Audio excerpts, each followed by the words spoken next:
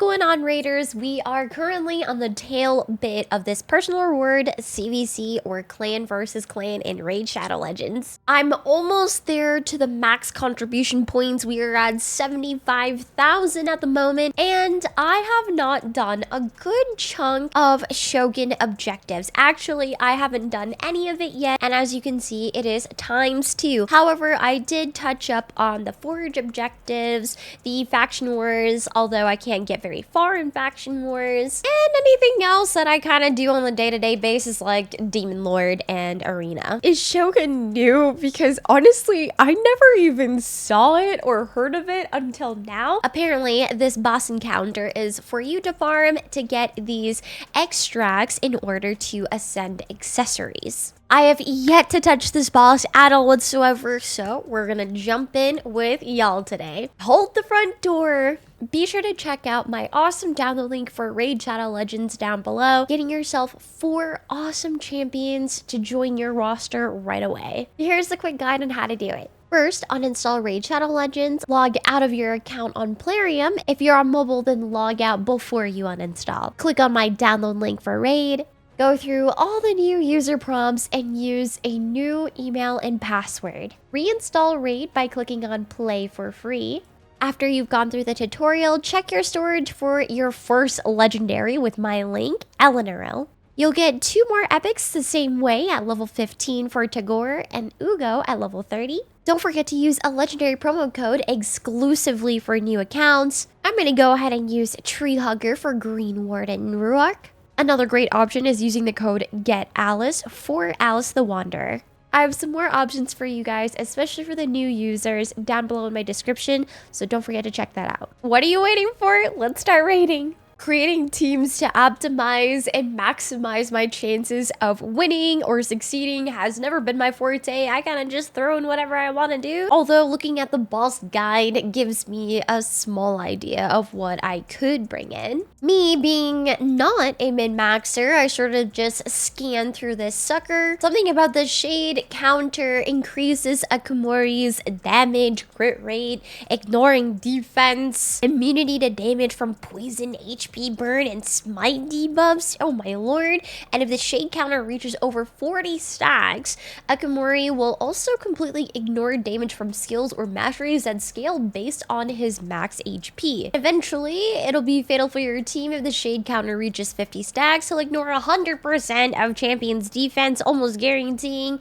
a defeat with his strike called Spectral Lunge. Sounds to me like you want to nuke this guy as fast as possible. The only way to counter his shade countering the counter is bringing in awakened champions. By attacking with awakened champions, this will decrease the amount of shade counters equivalent to how many stars awakened you have on that specific character. However, if you're hitting with a multi-hit skill with that awakened champion, it'll remove 1 shade counter less than the previous hit. Based on that description alone, I would like to bring in Lysanthere, Beastbane, Alice. I'm not too sure if Ruarc would be a good champ to bring in, to be honest with you. Definitely have to bring in Deacon for that nice little speed boost and decreased defense. I could bring in Skullcrusher if I really wanted to, plus we'll have that nice little counter attack for my first few runs, hoping that it's going to be fairly easy since we are going to be starting off on stage 1. I'm gonna pick out the most awakened stars that I can get that makes sort of sense, and then we can switch it up later. Like, I really want to throw in Ruarc. I just don't think it'll work too much. Ugo and Reliquary Tender are the only 2 healers that I have that are awakened. Move on to a better support, that way I can survive a little bit longer. That leaves me between Godseeker and Rector Drath. I'm leaning more towards Rector Drath for the perfect veil and decrease attack on her A1. I think we're gonna go ahead and hit manual on this for now. Oh, I need to do ×2, decrease his defense. Oh man, he looks really freaking cool. Yo, I need a mount like that. So I'm gonna go ahead and throw on the counter attack buff, maybe decrease his attack as well with Rector Drath, and attack him with Queenslayer. Hit him with my Beastbane to decrease his speed.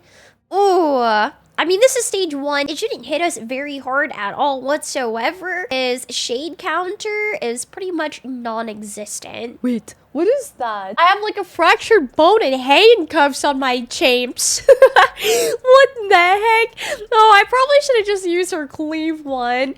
We're gonna hit him with the multi-hit skill with Listen Through Beast Bane. Oh, I should go ahead and just hit him with the A1, see if I can knock him out. Easy peasy, lemon squeezy. If there was some way somehow that I was going to lose stage 1 battle, I think I would have gone ahead and uninstalled, to be honest with you. That would mean I have way bigger issues than Raid at the moment. Eventually, when I do sort of get his skill orders and whatnot, I will go ahead and just set up the team attack. Maybe I just go ahead and hit him with the perfect veil, to be honest with you. Decrease his speed, put on a bunch of his other debuffs. Pretty sure this little helmet icon silhouette thingy is the shade counter. So far, I have been able to keep it pretty much really low, like at 0 or 1. I think the highest I've seen is 1 or 2. This is super early in the stages once again. Oh, I just love this whole stage design too, the way that the lanterns sort of reflect in the water, as well as the leaves slowly falling down. It is very pleasing to look at, aesthetically speaking. Who knows if this is way too early to farm this for myself at this point in time, where my progression is on my account. I have been recently super hyper focused on progressing in clan boss, since y'all said over and over again, like that's basically the most important thing for early gamers. Try to get as far as possible with clan bosses, and then we can go ahead and move on to other things. With my recent video on the Chimera progress, oh, I feel embarrassed. Like, yeah, it took me about 4 months to even touch it or care about Chimera progression, but holy smokes, I don't know. Maybe I was just super scatterbrained, but I have been having fun with Raid. Sure, you want to progress, but at the same time, you do want to enjoy the game the way how you want to as well. Otherwise, you're not going to be playing anymore because you're going to be burnt out, forcing yourself to play a certain way all the time, non-stop, not having fun with the game. The slow, consistent grind is way better than fully sprinting as if it's a race that you have to win ASAP. That's what I've learned anyways, especially in other super grindy games that I've played, since I play a lot of Korean MMOs, which are super grindy, and I never really min-maxed anything. I just took my time with it. Of course, learning the game, I always just tried to find the balance between progression and fun. Most of the time, I sit there and outgrind the people who get world first or super fast endgame players, because they just get burnt out and they quit, and they're like, well, now I'm here, now what do I do? Or they're just super tired of the game because they were playing it like a second job. This might be a little overkill with how many awakened characters or champions that I have in here. We've only made it to stage 4 so far. Go ahead and play it on auto. Seems to me that we are doing fantastic with it. Once I start failing the run, then we'll switch it up a little bit, but at this point in time, we're looking pretty solid. He's barely hurting us. I really need to read into this debuff though. I should have looked a little bit closer in the boss guide, like, unless you guys want to tell me what is this handcuff debuff thing I have on. There we go. We have 1 stack of shade going up to 3. Oh boy. Yeah, so this is the highest that I've seen it at 3, but you do not want it to reach 50. Otherwise, you are totally screwed. It is picking it up a notch with how many oh my gosh, it's going up to 9. 11. Oh, I need to get a nice little healer or support champion that has a decent amount of awakening stars on it. Off to stage 6. Another great thing that I've done recently is that I reached all the way to stage 20 for the Force Keep. That might not sound like an achievement, but it is to me. I have never reached the final stage of any other dungeon other than the Force Keep. Well, okay, I lied. I think Arcane Keep. That one Shogun and Minotaur. Maybe not Arcane, definitely Minotaur. Force Keep, that one is really easy. I'm gonna try to advance in some other keeps or dungeons soon as well. Now that I'm a little bit free from my clan boss progression, not really. I'm still trying to get more speed to make my entire team faster. At the moment, I have 4 key Ultra Nightmare and 3 key Nightmare. Sometimes I get lucky and I just 2 key Nightmare. It depends if I ult F4 and wait until I do hit that 20 mil per run or not, then I only need to use 2 keys. Lysanther is the last champion on my CB team that I need up to 60, and he already has enough mastery scrolls waiting, so that way he can either use Giant Slayer or War Master? What is it? Something like that. That alone should give him a couple more mil in damage, and then when I get everybody faster, it's gonna be so good. These earlier stages, I don't even think I need Rector Drath or a support champion. Maybe I should throw in somebody that'll boost my speed even more, that or increase my attack for my entire team. A good pair up for Alice that I was thinking about is the new login champ, Ator. I actually haven't built him up yet, but he's slowly picking up some levels in the Guardian Pit, training up a bit, and I just have other focuses right now. 25 stages to the Phantom Shogun's Grove. I'm gonna predict that we'll probably be able to make it to stage 15. Oh yeah, that's right. So I thought about taking out Rector Drath, but I actually want her for the decrease in attack. I hope that debuff works on her, or on Akumuri. With the recent clan medal rewards, I finally stopped grabbing the Arbiter skin fragments, and I have been blasting all of those little gold medal thingies to get more of the accessories, the 5 to 6 star accessories. Sometimes if we're desperate, I will also top off my energy with that as well. If I'm really trying to push my progression in terms of, oh, I don't know, farming certain mats, certain gear, or just trying to level up some food champions, that way I can get more 6 stars, because 6 stars is everything in raid. Oh Jesus, he's at 22 stacks now. This is not good. Holy smokes.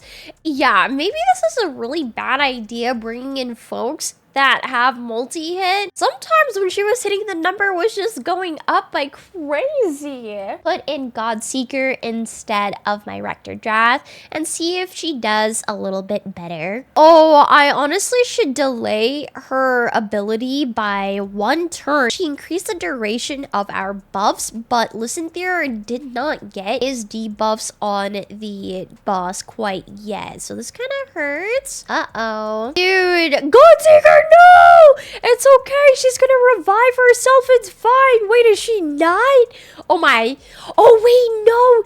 Never mind. You don't want to use Godseeker in here because this guy blocks passives, right? Like, he basically makes your champ's passives useless. It doesn't even work. Oh my gosh. Okay, so I don't want Godseeker in here. Rector Drath, come back. I'm sorry. I'm pretty sure I read that on my own, but I totally skipped over it for the video. Shame on me. So you don't want to be pulling in some champions where you are going to be relying on their passives. No. Wait, no. I was so close to killing him. Okay. Bummer. Sorry about that, Rector Drath. Will you forgive me? Switch her positions just a little bit to see if that helps at all whatsoever. Although this time around, Force Affinity is the one that has an advantage or does more damage, blah, blah, blah. So she shouldn't be the target. I hope not. I'm sorry I ever doubted you, Rector Drath. This has been my support since the get-go when I started playing Raid Shadow Legends, and I should have known that I could always rely on good old Rector Drath. Oh man, she's still the target. Break, she's too squishy. Okay, we're okay. Rector Drath, I need you to heal a bit here, honey. No, she doesn't want to heal quite yet, but we will still be able to outdamage him before he nukes my entire team, I'm pretty sure. Oh man, the decreased defense is insane. There we go. We got a nice little counter attack. My whole team's gonna boop, boop, boop. Skull Crusher is currently unkillable, but that's gonna be going away quite soon. Oh, shoot. Gosh, he got another hit in so fast, dude. Okay, this should be good. Well, this kind of is worrying me a little bit. I got all the way up to 27 stacks. Deacon, Alice being the superstars of this run. Rector Drath has fallen over. Same old. Team, don't let me down, okay? I said we were going to get to stage 15, and that is exactly what we're going to do. No matter what, we will prevail. Please. Oh, Alice is being the target now. Oh boy. Listen, they're doing good chunks of damage.